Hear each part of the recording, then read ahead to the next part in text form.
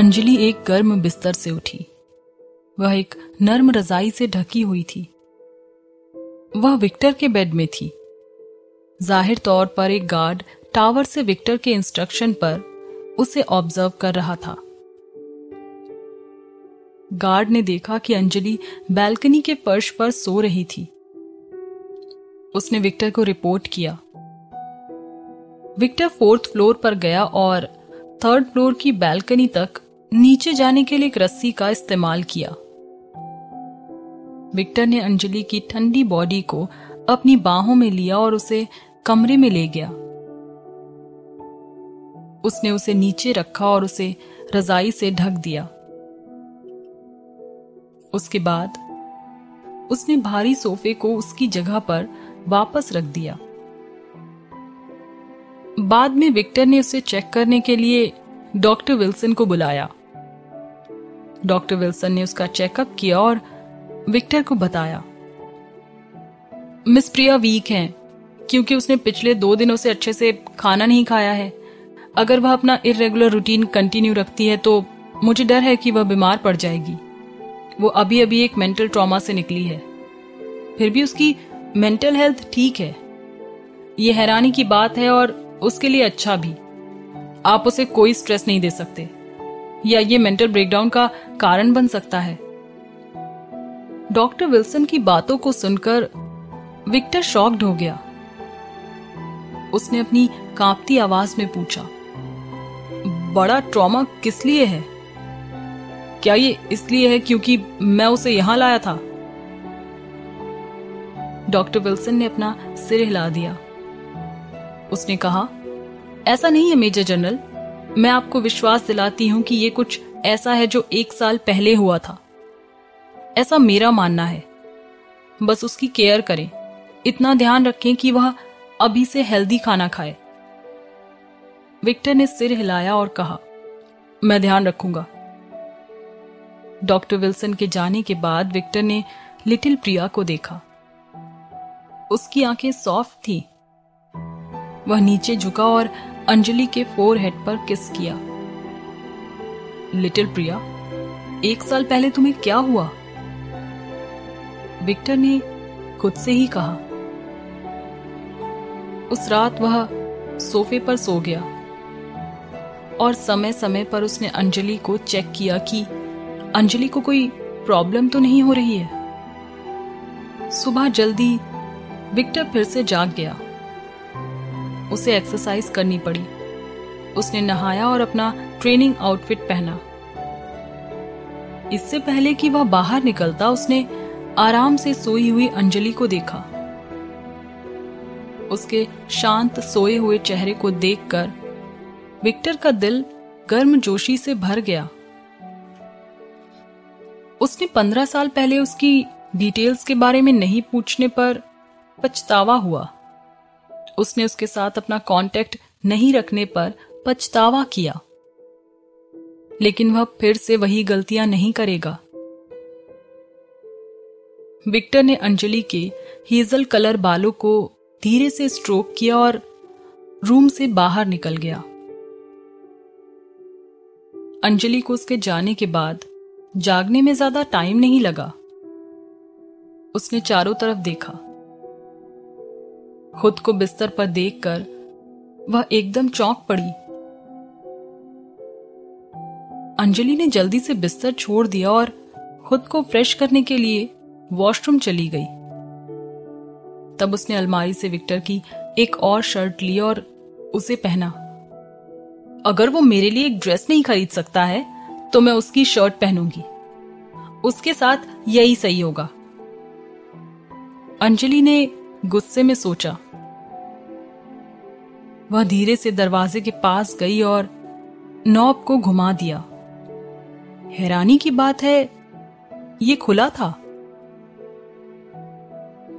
खुश होकर अंजलि ने दरवाजा खोला और बाहर झांका।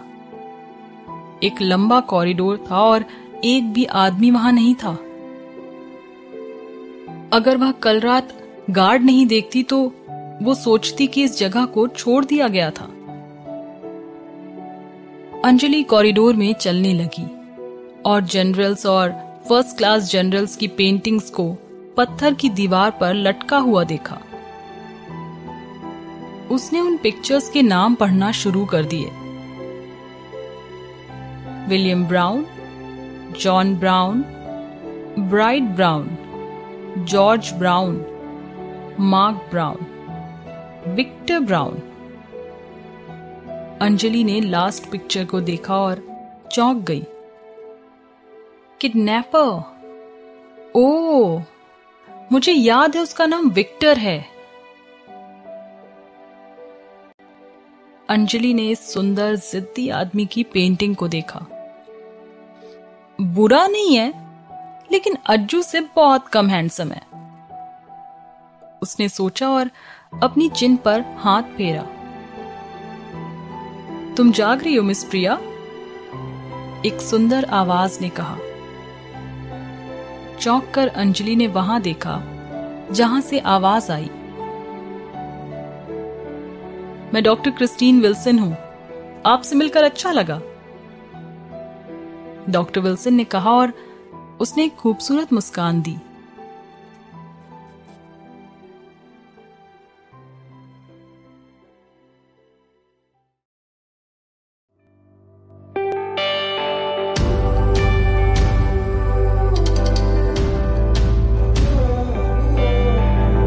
अंजलि ने अपने सामने एक सुंदर महिला को देखा।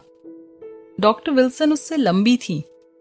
उसकी फिजिकल अपीयरेंस निया के करीब थी। उसकी आंखें बहुत अट्रैक्टिव थी। एक नाजुक नाक थी और मोटे होंठ थे। उसके कर्व्स अच्छे थे। वो एक ब्यूटी थी, लेकिन अगर अंजलि डॉक्टर विल्सन और निया को कंपेयर करे तो निया ही जीतेगी।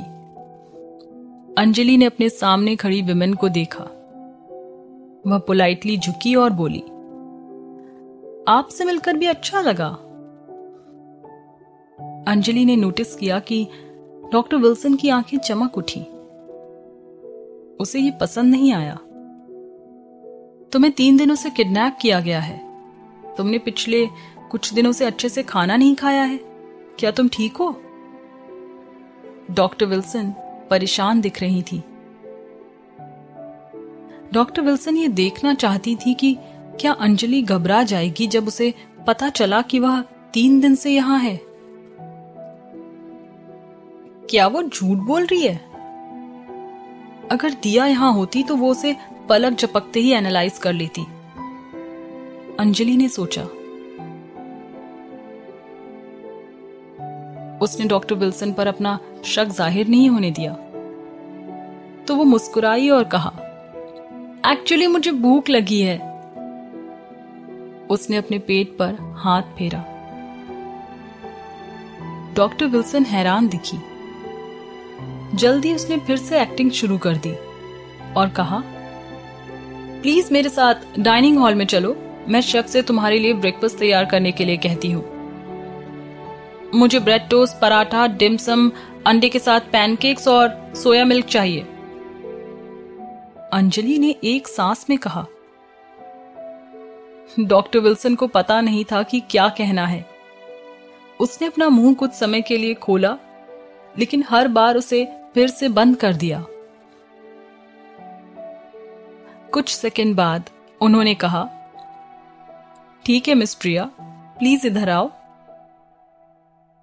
अंजलि ने उसे फॉलो किया और स्माइल करने की बहुत कोशिश की।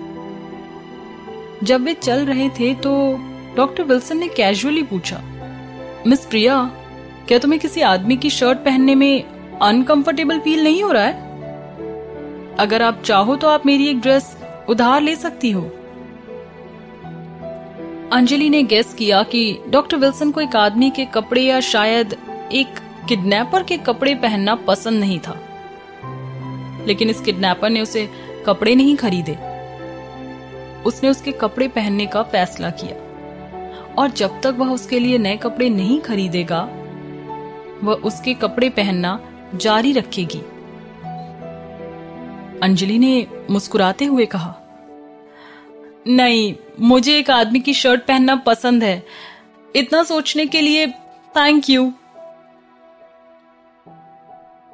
डॉक्टर विल्सन ऑलमोस्ट शॉक हो गई थी।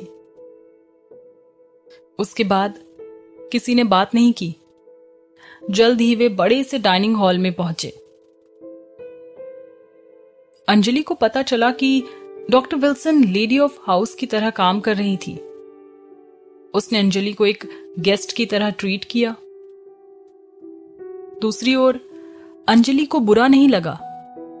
उसे कोई फर्क नहीं पड़ता है डॉक्टर ने लेडी ऑफ हाउस की तरह काम किया या नहीं। जितना जल्दी अंजलि इस जगह से बाहर निकल सकती थी वही अच्छा।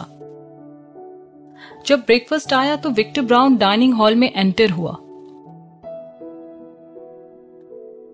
उसने ट्रेनिंग के बाद नहाया और एक नया पेयर शर्ट और पैंट पहनी।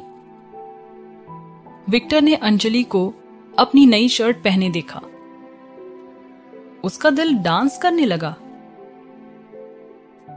उसे अंजलि को उसकी शर्ट पहने हुए देखकर डॉक्टर विल्सन ने आराम से कहा, मेजर जनरल, मिस प्रिया जैसी बड़ी औरत को किसी आदमी की शर्ट नहीं पहननी चाहिए। मैंने उसे अपने कपड़े पहनने का ऑफर किया बट उसने कहा कि वह एक आदमी के कपड़े पहनना पसंद करती है। ये सुनते ही विक्टर हैरान रह गया। उसने अंजलि को देखा और उससे पूछा, लिटिल प्रिया, क्या ये सच है? अंजलि लिटिल प्रिया निकनेम सुनकर हैरान रह गई, क्योंकि उसने उसे गलत तरीके से किडनैप कर लिया, उसे बंद किया और फोर्सफुली किस किया।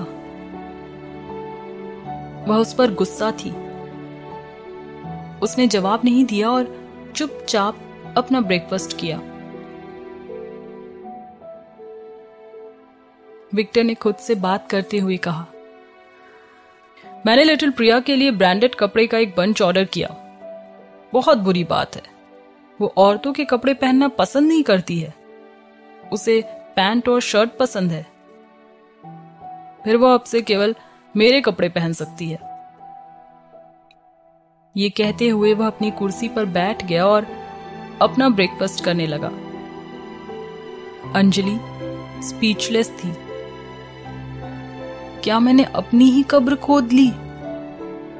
उसने सोचा।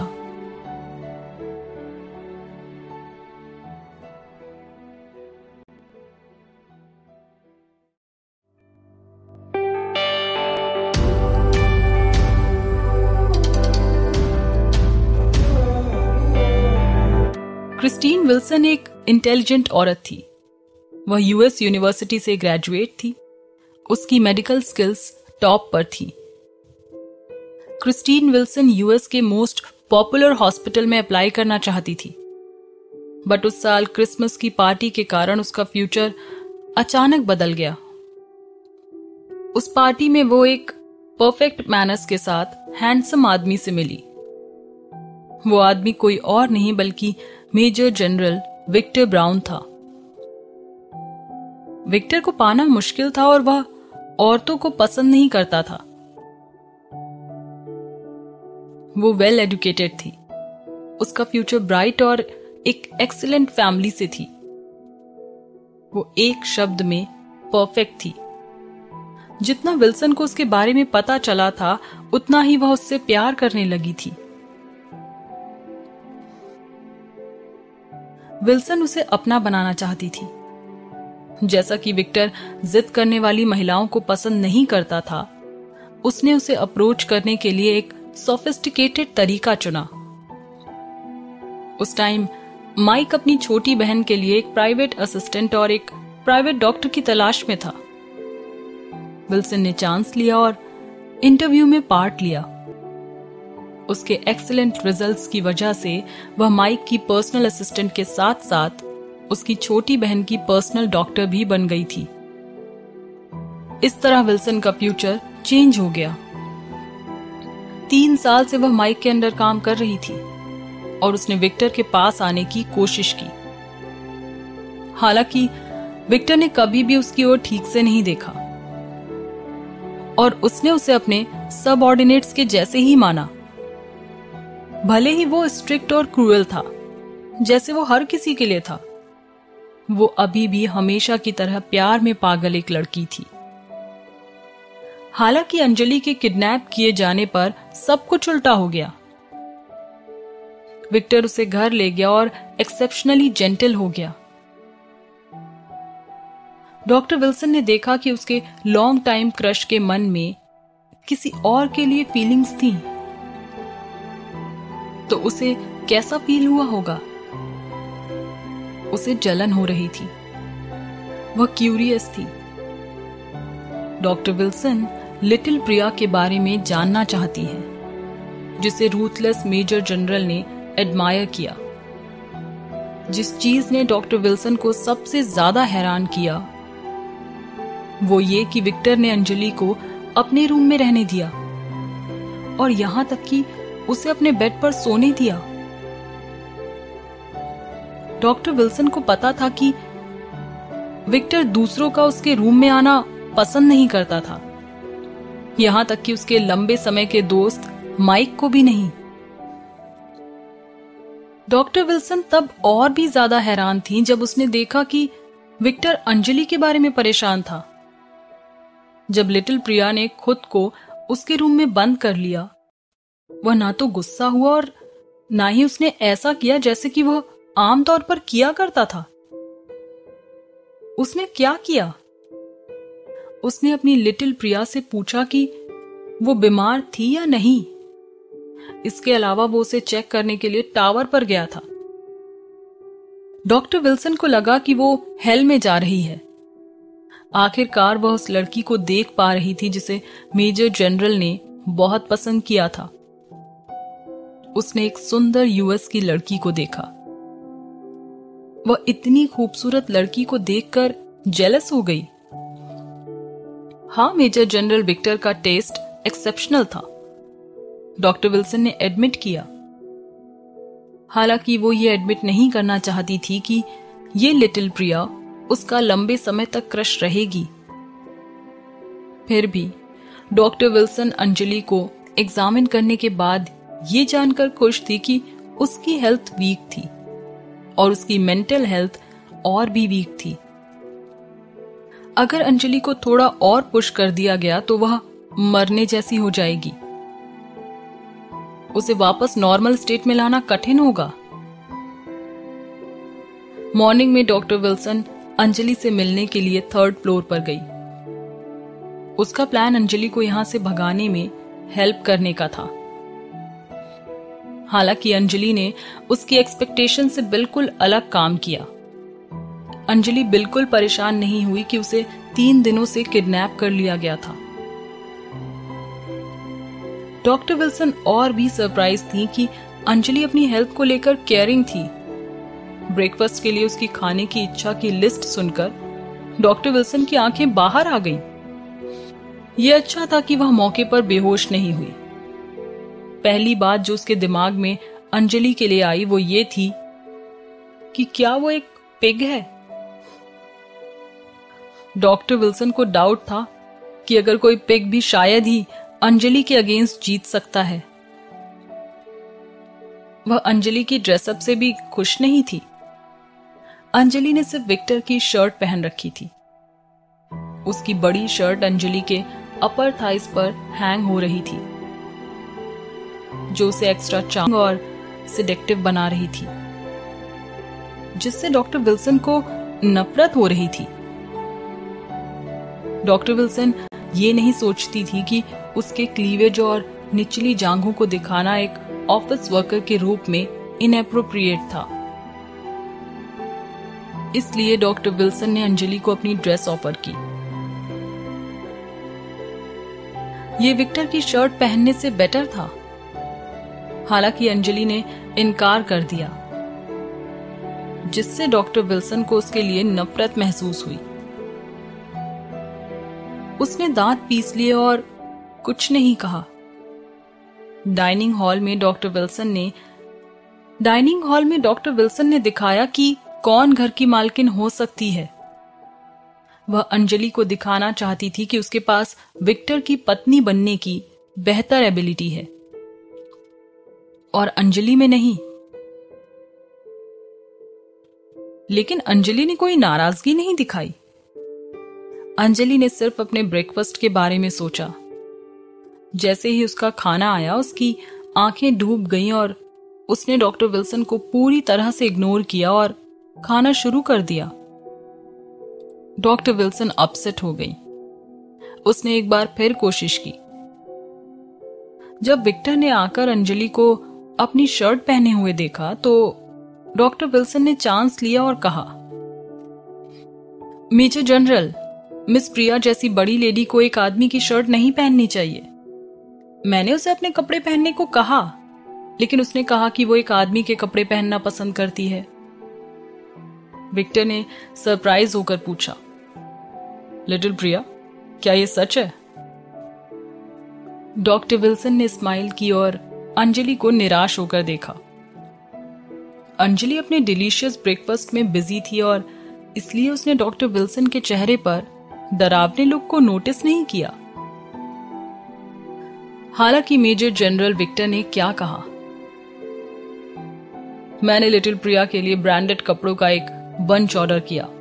बहुत बुरी बात है, वो औरतों के कपड़े पहनना पसंद नहीं करती है।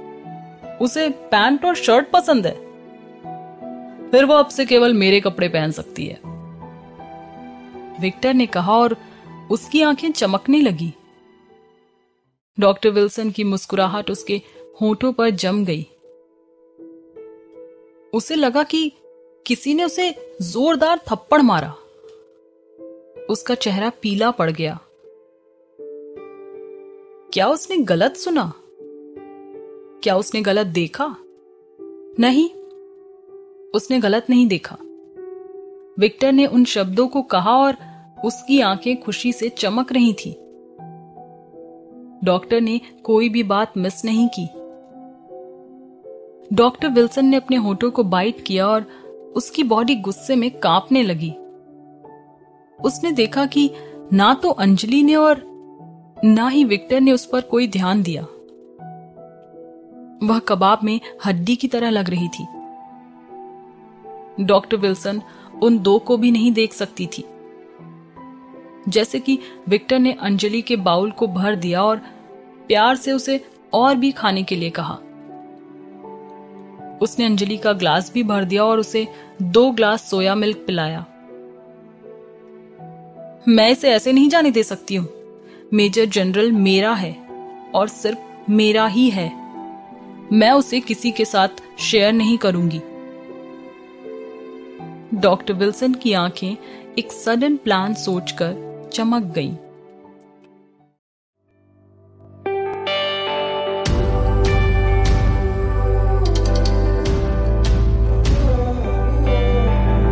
अंजलि के ब्रेकफास्ट फिनिश करने के बाद विक्टर ने धीरे से उसका मुंह पोंछने की कोशिश की। उसने अपना सिर दूसरी तरफ हिलाया। विक्टर थोड़ा मुस्कुराया, फिर उसके सिर को एक हाथ में पकड़ लिया और उसके होठों को पोंछ लिया। अंजलि ने मुंह बनाया और कुर्सी से उठ गई। वह रूम से दूर चली गई। विक्टर ने हेल्पलेसली अपना सिर हिलाया और उसका पीछा करने के लिए कुर्सी से उठ गया। लिटिल प्रिया, क्या हम बात नहीं कर सकते? विक्टर ने अंजलि के पीछे आकर कहा। अंजलि ने उसे ठंडी नजर से देखा। विक्टर ने महसूस किया कि किसी ने उसके दिल को तोड़ दिया हो। उसे बहुत दर्द हुआ। उसने कहा, प्लीज मेरी बात सुनो। श्योर, बताओ अब मैं यहां से कब जा सकती हूं? अंजलि ने अपने हाथों को क्रॉस किया। क्या तुम इस बात को नहीं छोड़ सकती? विक्टर ने महसूस किया कि उसके दिल में दर्द हो रहा है। अंजलि ने गुस्से में पूछा, क्या मतलब है तुम्हारा? मैरी मी लिटिल प्रिया, विक्टर ने कहा। उसका प्रपोजल प्रार्थना ज्यादा लग रहा था। अंजलि ने उसे फिर से पूछा, व्हाट? उसने अपने आप से अपने मन में पूछा, क्या मैंने सही सुना है? मैंने 15 सालों से तुमको ढूंढा है। अब मैंने बाय चांस तुमको फिर से पा लिया है। अब मैं तुमको कभी नहीं जाने दूंगा। मैं जिंदा नहीं रह पाऊंगा, विक्टर ने डेस्परेटली कहा। अगर प्रपोजल अंजलि के लिए सरप्राइजिंग नहीं था तो अगले शब्द उसे हैरान करने के लिए इनफ थे। क्या तुम मुझे जानते हो? अंजलि कुछ नहीं कर सकी, बस हकलाने लगी। विक्टर उसके सवाल को सुनकर पीला हो गया। क्या तुम मुझे भूल गई? मैंने अपनी मेमोरी खो दी है, लेकिन मैं तुमको ये नहीं बता सकती हूं क्योंकि ये और भी डेंजरस हो सकता है। उसने सोचा, तुम मुझे ढूंढ रहे थे। अंजलि ने उसे ये नहीं बताया कि उसे अपने पास्ट का कुछ भी याद नहीं था। हालांकि उसे ये जानने की जरूरत थी कि वह उसके बारे में कितना जानता था। अगर वह सच में जानता था कि उसकी फैमिली और उसके एड्रेस के बारे में, तो ये उसके लिए बहुत हेल्पफुल होगा। तुम सिर्फ एक बच्ची थी और मुझे तुम्हारे बहुत से शब्दों पर बिलीव नहीं था। मुझे लगा कि तुम अलास्का की लोकल थी। तुम्हारा एक्सेंट वहां से मिलता था। कौन जानता था कि तुम कहां जा रही हो? कोई फर्क नहीं पड़ता कि मैंने कितने साल तुमको ढूंढा, तुम मुझे नहीं मिली। मुझे अफसोस हुआ कि मैंने तुमसे ज्यादा कुछ नहीं पूछा। विक्टर की आवाज में दर्द था। तो हम अलास्का में मिले थे। हम नॉर्मल स्ट्रेंजर से ज्यादा कुछ नहीं थे। अंजलि ने सोचा और वह निराश हो गई। मुझे तुम्हें यह बताने में बुरा लग रहा है कि मैं पहले से ही इंगेज्ड हूं। मैं तुमसे शादी नहीं कर सकती। तुमको मुझे वापस ले जाना चाहिए, या मुझे नहीं पता कि मेरा परिवार तुम्हारे साथ क्या करेगा अगर उन्हें पता चले कि तुमने मेरा किडनैप कर लिया है। उसने झूठ बोला।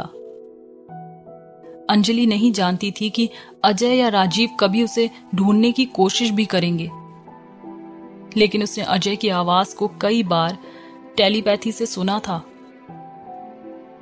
वह श्योर नहीं थी कि इसके बारे में क्या सोचना है। वह प्रार्थना कर सकती थी कि वह सेफ और अच्छे से वापस चली जाए। विक्टर थोड़ा कांप गया और उसका सुंदर चेहरा सफेद हो गया। तुम इंगेज्ड हो? अंजलि को उसके लिए थोड़ा बुरा लगा। आखिरकार उसने 15 साल तक उसकी तलाश की। फिर भी उसकी अपनी जिंदगी थी जिसे डिस्टर्ब नहीं करना चाहती थी। उसने स्ट्रेट फॉरवर्डली कहा, मैं सिर्फ इंगेज्ड नहीं हूं बल्कि एक ऐसी स्टूडेंट भी हूं जिसका फ्यूचर काफी अच्छा है। मैं अपनी लाइफ खराब नहीं करना चाहती। विक्टर ने सजेस्ट किया, तुम यहां रहकर भी अपनी स्टडी कर सकती हो। तुम शादी के बाद भी स्टडी कर सकती हो। अंजलि ने उसे बीच में रोक दिया। मेरे दिल में कोई है और वो आदमी तुम नहीं हो। उसकी आवाज स्ट्रॉन्ग थी।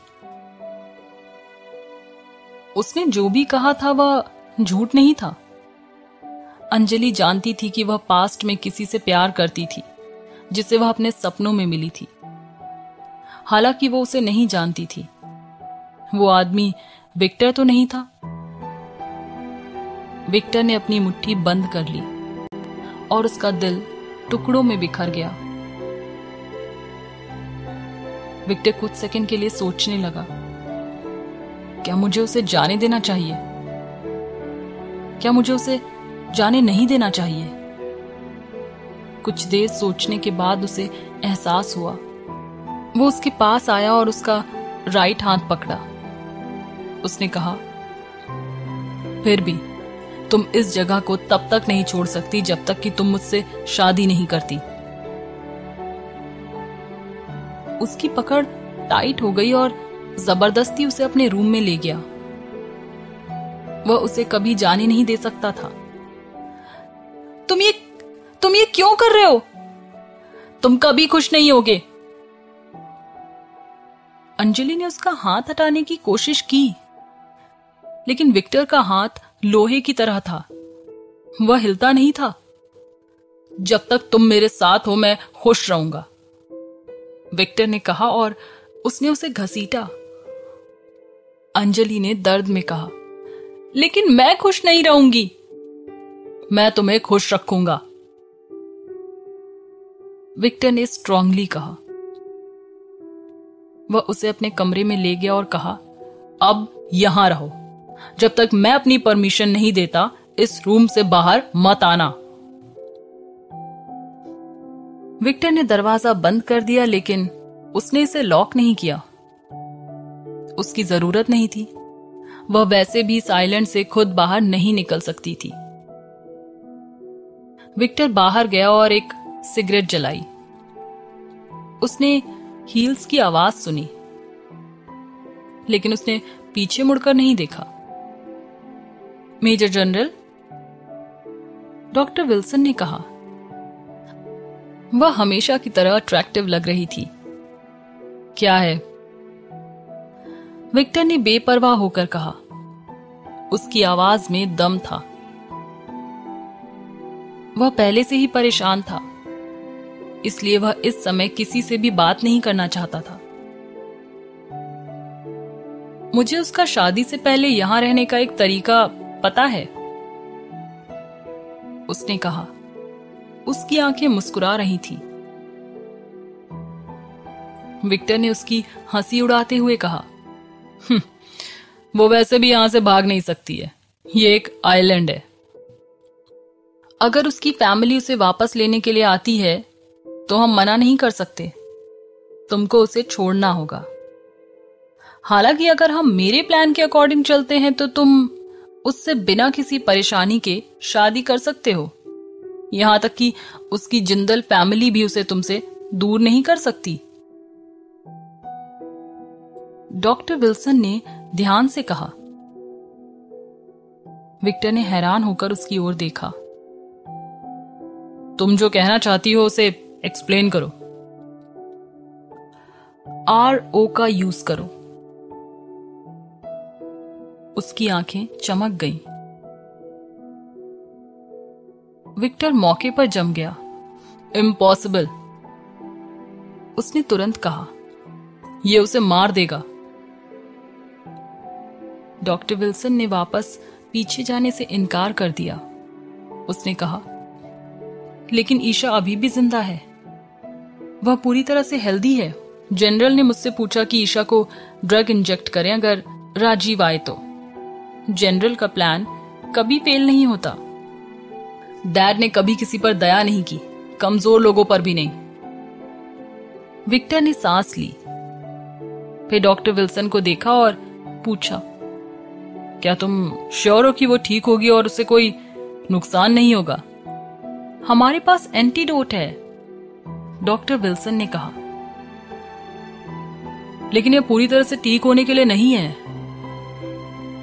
विक्टर अंदर तक डर गया। मेजर जनरल, मैं भी टीम का हिस्सा हूं। हम एक एंटीडोट बनाने के बहुत पास हैं, डॉक्टर विल्सन ने कहा। विक्टर ने एक पल के लिए सोचा, फिर कहा, अगर ये उसे नुकसान नहीं पहुंचाता है तो अपना प्लान कंटिन्यू करो। वो चला गया।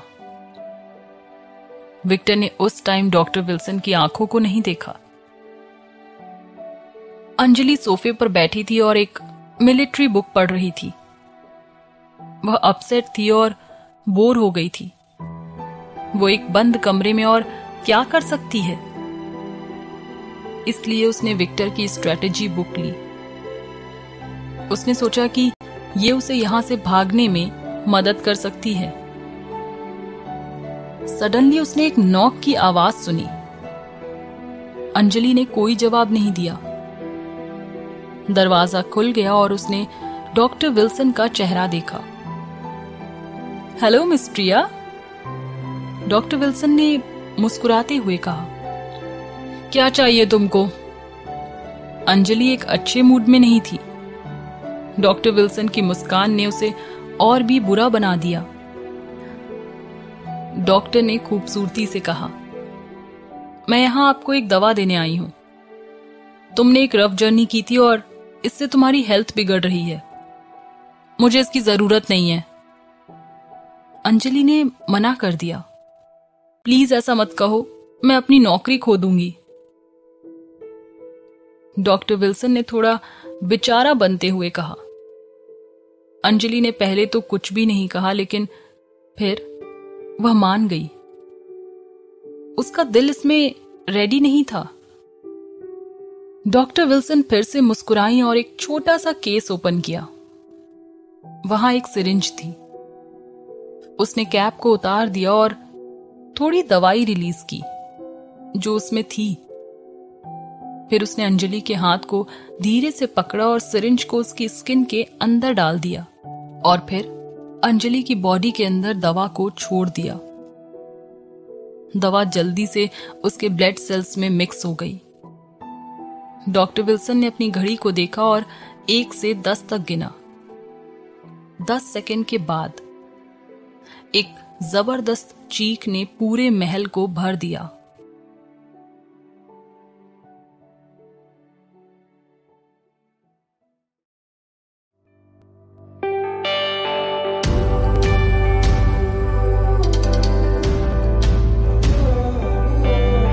अंजलि की पूरी बॉडी को आग में जलने जैसा महसूस हुआ। वह इस तरह के दर्दनाक एक्सपीरियंस से कभी नहीं गुजरी थी। जब लोग मर जाते हैं तब उनको जलाया जाता है, लेकिन अंजलि के लिए यह सच में था। वह जल रही थी, लेकिन वह इससे नहीं मरेगी। ये बहुत ज्यादा था जैसे वह अपनी लाइफ की गलतियों के लिए नरक में थी। अंजलि फर्श पर गिर गई। उसने खुद को गले लगाने की कोशिश की, लेकिन वह नहीं कर सकी। उसकी आंखों से आंसू गिर रहे थे। वह ठंडे फर्श पर रोल होने लगी। तुमने मुझे क्या दिया? उसकी आवाज हार्ड थी। डॉक्टर विल्सन की मुस्कुराहट एंजेलिक थी। उसने कहा, यह आरो नामक एक पॉइजन है। यह धीरे धीरे लोगों को मारता है। काफी ज्यादा टॉर्चर सहने के बाद लोग मर जाते हैं।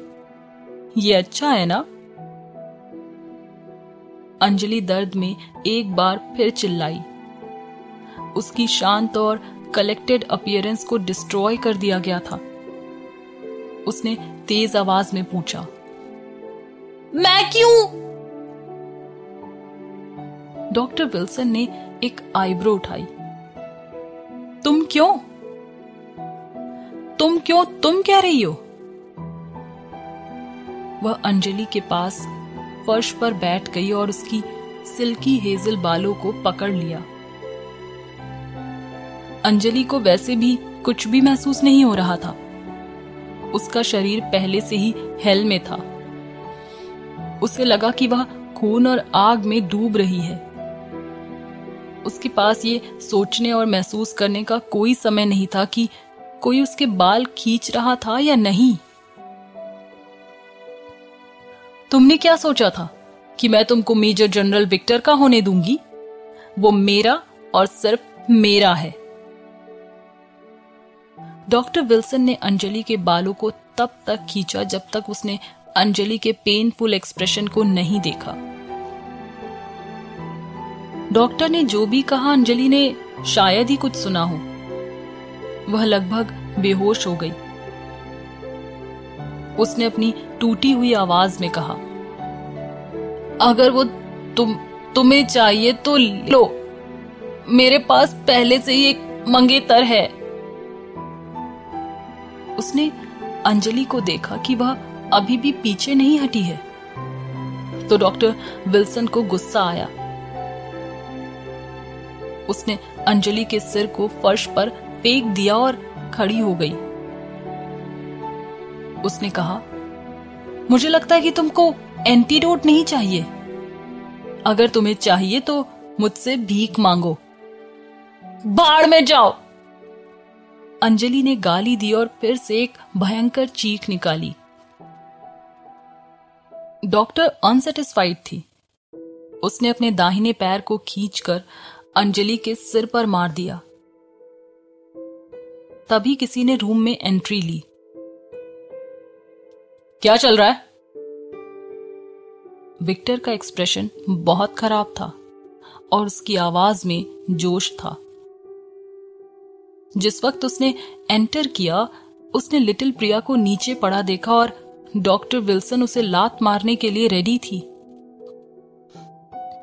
डॉक्टर विल्सन चौंक गई और लगभग गिरने वाली थी, लेकिन उसने खुद को बैलेंस कर लिया। हालांकि वह ज्यादा देर नहीं टिक सकी। विक्टर उसके पास आया और उसे जमीन पर फेंक दिया। डॉक्टर का चेहरा मुड़ गया और वह दर्द में थी। विक्टर जल्दी से अंजलि के पास चला गया और उसे अपनी बाहों में ले लिया। अंजलि को ठंडे फर्श पर अच्छा फील हो रहा था। जैसे ही वह विक्टर के गर्म गले में थी, उसने अपनी बॉडी को घुमाया और चिल्लाई, जाने दो।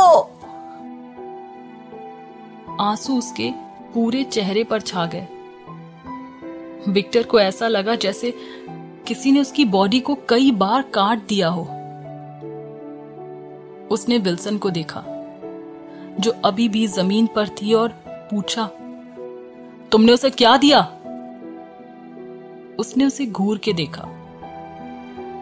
आरो, मुझे नहीं पता था कि इससे उसे दर्द होगा। डॉक्टर विल्सन कांप गई। विक्टर ने अंजलि को बिस्तर पर रखा और डॉक्टर के पास आया। उसने अपनी पिस्तौल निकाली और उसे उसके सिर पर रख दिया। तुम्हें पता नहीं था? तुम इस पॉइजन की रिसर्चर्स में से एक हो और तुम्हें पता नहीं था। तुम्हें लगता कि तुम एक इडियट के अंडर काम कर रही हो। नहीं नहीं, मेरे अंदर इतनी हिम्मत नहीं है। डॉक्टर का चेहरा पीला पड़ गया। मुझे एंटीडोट्स दो। विक्टर की बर्फीली आवाज ने डॉक्टर को डरा दिया। बट वो उसे पूरी तरह से ठीक नहीं करेंगे। वह हकलाने लगी। उसे मुझे दो। विक्टर की कमांडिंग आवाज बेडरूम में गूंजती है। डॉक्टर विल्सन ने जल्दी से उसे एक बॉक्स दिया जिसमें एंटीडोट्स थे। विक्टर ने पिस्तौल उसके सिर पर दे मारी और कहा, कैंपस में जाओ और असली एंटीडोट वापस लाओ। मैं तुम्हें 3 दिन का टाइम दूंगा।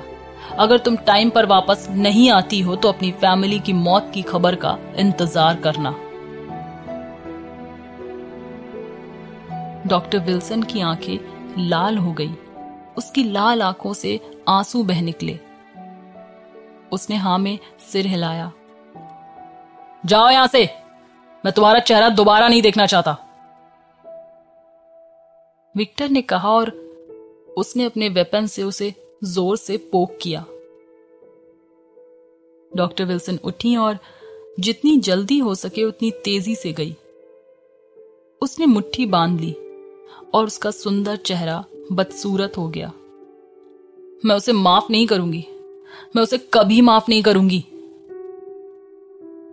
अंजलि के कारण विक्टर ने डॉक्टर विल्सन के सिर पर पिस्तौल लगा दी।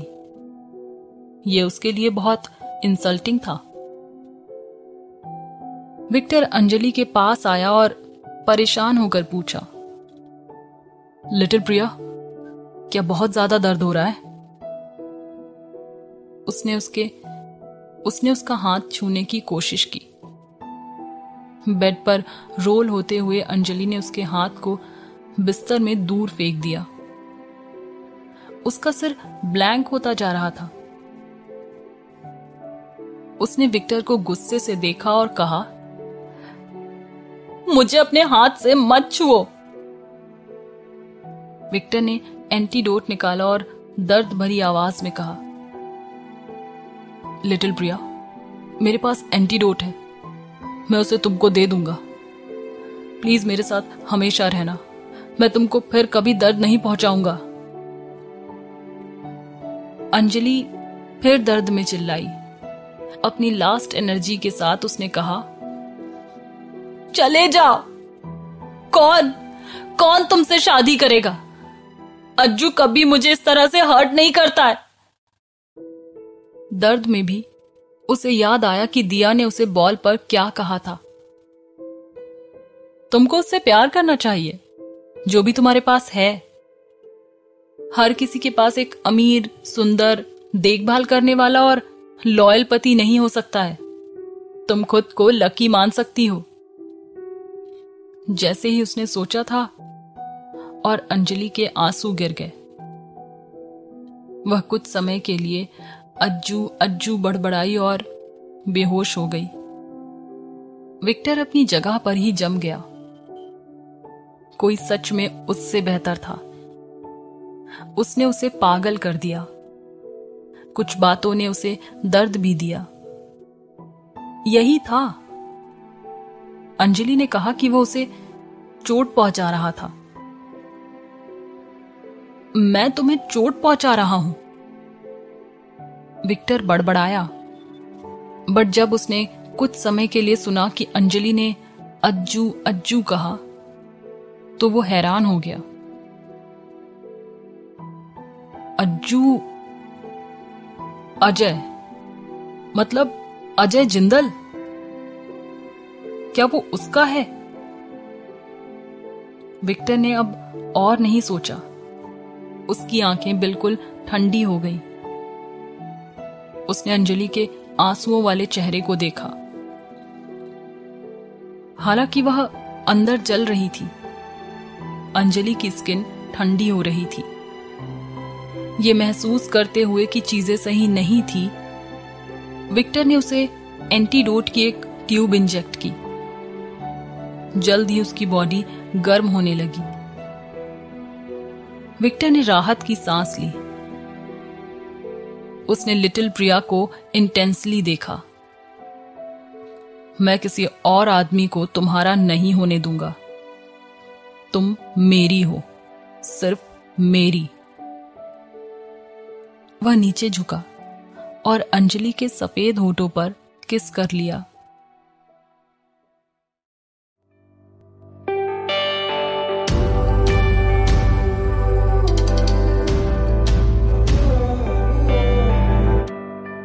डॉक्टर विल्सन लेबोरेटरी में गई। ये अलास्का की जूनो सिटी के ब्राउन मेंशन में था।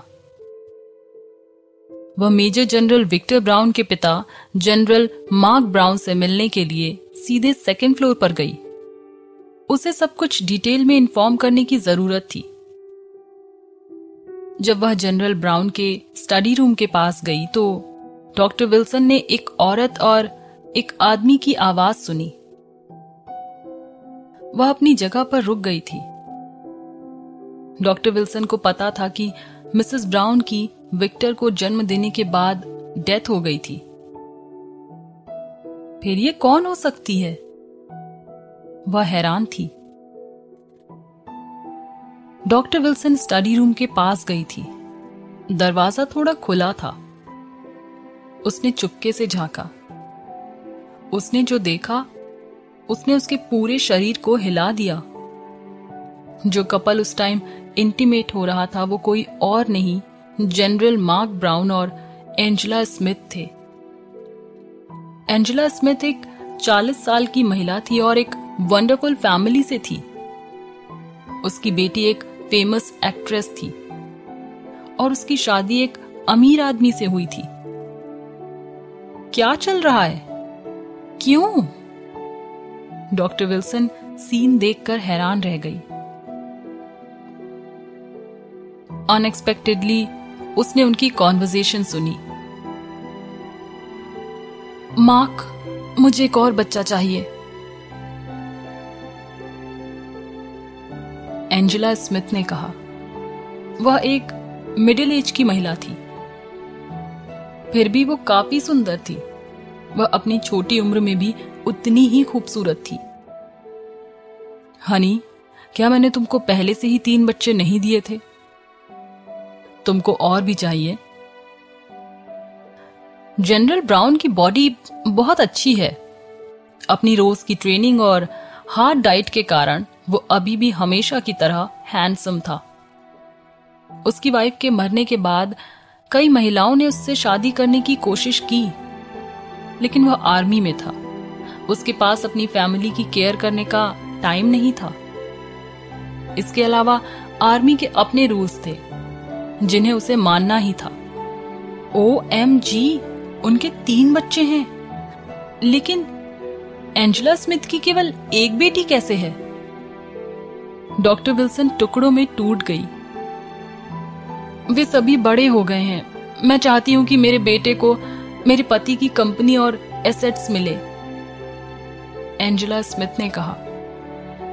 जब आपने माइक को जन्म दिया था तो क्या मैंने आपको उसे लेने और मुझे 2 बेटियों को देने के लिए नहीं कहा था?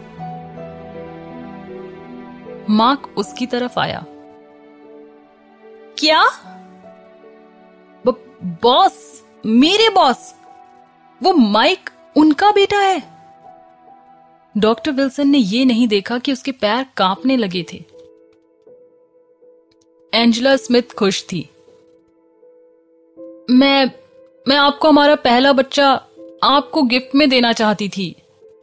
अब मुझे एक बेटा चाहिए, प्लीज मुझे एक बेटा दो। हम इतने लंबे समय से एक साथ हैं। ये दूसरी बार है कि तुम मुझसे कुछ चाहती हो। पहली बार जब तुम एक बच्चा चाहती थी तो मैंने तुमको 3 दिए। मुझे बताओ कि तुमको इस समय कितने बच्चे चाहिए? मैं तुमको दूंगा जितने तुमको चाहिए। जनरल ब्राउन ने एंजेला से कहा, मुझे एक बेटा चाहिए, मुझे बस एक बेटा दे दो। एंजेला स्मिथ ने कहा। जनरल मार्क ब्राउन ने मुस्कुराते हुए कहा, ठीक है हनी। डॉक्टर विल्सन के पैरों ने गिव अप कर लिया। वह फर्श पर बैठ गई। प्रेस्टिजियस फैमिलीज के 2 लोग इस गलत रिलेशनशिप में थे। अगर उन्हें यह पता लग जाएगा कि डॉक्टर विल्सन को सब पता है तो वे उसका क्या करेंगे? कांपती हुई डॉक्टर विल्सन उठी और ग्राउंड फ्लोर पर लेबोरेटरी में चली गई। यहीं पर उसका अपना कमरा था। डॉक्टर ने अपनी डायरी खोली और लिखना शुरू किया जो उसने अभी देखा था। यह एक बहुत बड़ा सीक्रेट था। 30 मिनट बाद उसने लिखना खत्म कर दिया और डायरी को अपने बैग में रख दिया। वह उसे कहीं छुपाने की सोच रही थी, लेकिन उसे कोई सेफ जगह नहीं मिली। अचानक डॉक्टर विल्सन ने अलास्का में एक लकड़ी के कॉटेज को याद किया। ये एक लड़की का था जिसकी 1 साल पहले मौत हो गई थी। प्रिया, तुम्हारा कॉटेज इस सीक्रेट को छिपाने के लिए सबसे सेफ जगह है। अगर तुमको ये पता होता तो कितना अच्छा होता। Doctor Wilson बड़बड़ाई।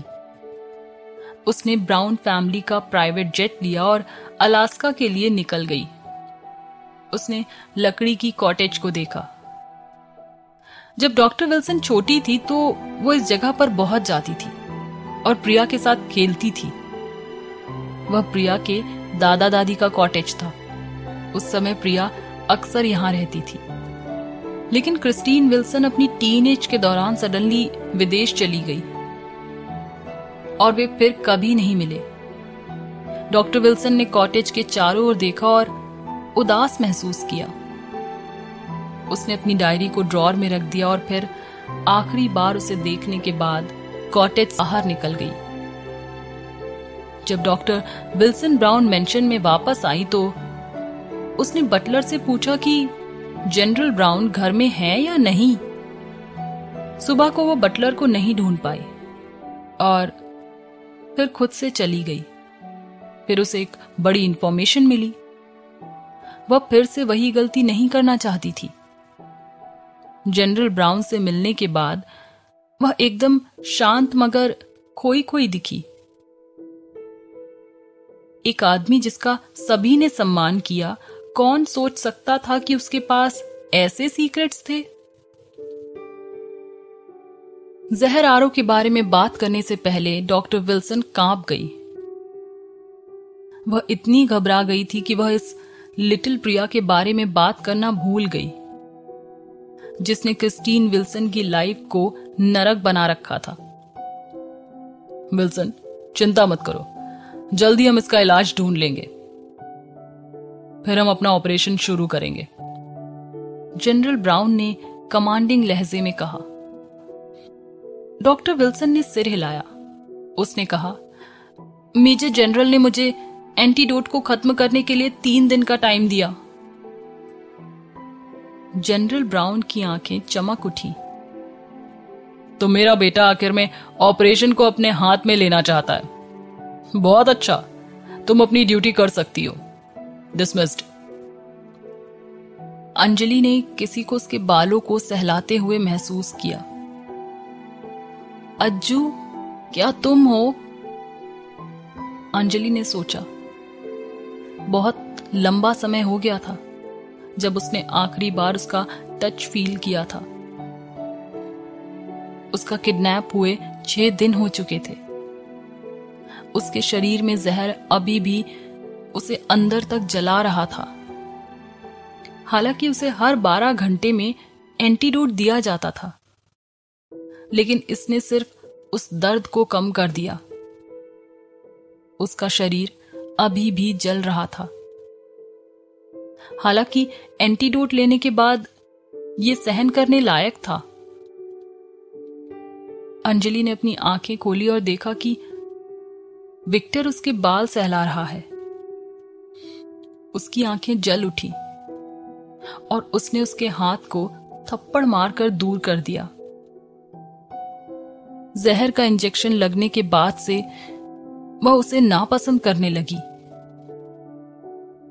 विक्टर को अपने सीने में दर्द महसूस हुआ, लेकिन वो उसके सामने मुस्कुराया। उसने कहा, तुम्हारे पास अभी भी लड़ने की ताकत है। ये अच्छा है, जल्दी करो और अपना ब्रेकफास्ट खत्म करो। कल हमारी शादी है। कोई भी नहीं चाहता कि दुल्हन अपनी शादी की सेरेमनी में बेहोश हो जाए, है ना? अंजलि ने अपने होठों को घुमाया और कहा, तुम अकेले खुद से शादी कर लो। मैं खाना नहीं खाऊंगी और मैं तुमसे शादी नहीं करूंगी। विक्टर ने अपने मुंह में राइस का एक चम्मच ले लिया और अंजलि को किस किया और उसके मुंह के अंदर खाना फोर्सफुली डाल दिया। फिर उसने कहा, बहुत अच्छा, अगर तुम खाना नहीं चाहती हो तो मैं तुमको इस तरह से खिलाऊंगा। उसके बाद अंजलि ने बिना लड़ाई किए वापस खा लिया। फिर विक्टर को फोन आया। उसने कॉल का जवाब दिया और ठंड से कहा, डॉक्टर विल्सन, एंटीडोट रेडी है, मैं कल ला रही हूं। डॉक्टर विल्सन ने कहा। विक्टर की आंखों में सुकून था और उसने ऑर्डर दिया, मैरिज सेरेमनी से पहले इसे ले आओ।